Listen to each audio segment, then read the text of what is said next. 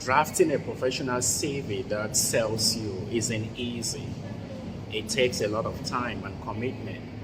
That is why it's always advisable for you to prepare your CV in advance in order to apply for a job.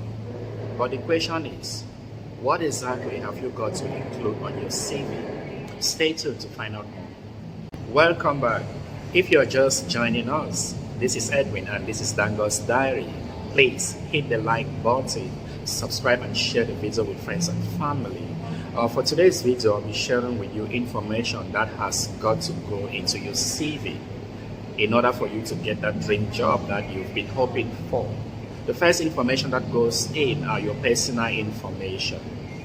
You need to think of your name, your full names, your email address or phone number for a call, and of course your home address. And this information goes at the top of the CV. So that is the first thing you want to include on your CV, which helps the employer to get in contact with you.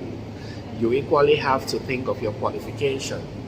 You don't have to outline your qualification randomly. You have to start from the top right down to the lowest. For those that are degree holders, you have to think to start with your degree. That is your highest qualification, followed by your high school certificate, and then a primary certificate, and right down to nursery. Again, you can include any other professional qualification that you must have obtained along your work experience. You think of formal training session that you have a certification on that, so you can equally include that as part of your qualification. The third information that has got to go into your CV is your experience. This is very important. Your experience tells your potential employer if you're qualified for this job. Therefore, you have to outline your experience starting from the most recent. That is the job that you are having at the time you are applying for the job.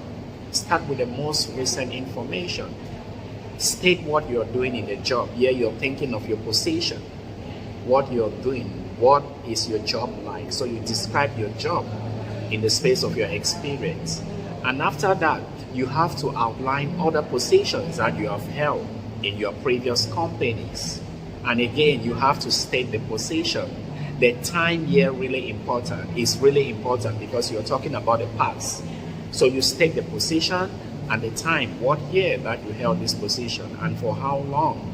You outline your roles and responsibilities. So let us think that if you've been working for 5 years and you are in your 5th job, that is to say you leave job at the end of every year, then you have to start with the present job that you have to explain your experience. The next information that should go into your CV is a cover letter.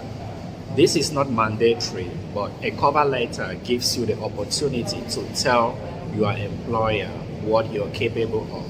Think of it as another platform or opportunity for you to talk more about yourself, because a good CV shouldn't be long. You have to keep it short and simple, very brief. But with a cover letter, you have the opportunity to talk about other things that makes you suitable for the job that your employer might not know of. And finally, you have to mention your hobbies. Yeah, this is the last point. So if you take note, if you've been following up, I've mentioned 5 points here. Your hobbies should be the last information that goes into your CV. This might help you a lot because your hobbies might go in line with the job you're applying for. Let's say you want to be a teacher and you are applying for a teaching position. Being active, doing physical education like running, handball, football, basketball comes in quite handy because it gives you the opportunity to equally interact with your students out of the classroom. However, be mindful, it's not every hobby that you have to talk about, because if you do something that is not in line with the job that you're applying for, that will cause damage to your CV and the possibility of you having that job.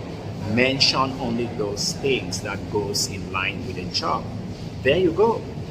Those are the information that you've got to place on your CV in order to achieve that dream job you've been looking for. 1, you think of your personal information. 2, you think of your qualification. 3, you have to outline your experience or experiences. And 4, you have to make a cover letter, write a separate cover letter which further explains about yourself. And 5, you talk about your hobbies in relation to the position you are hoping to get. Thanks for watching and see you next time. Bye-bye.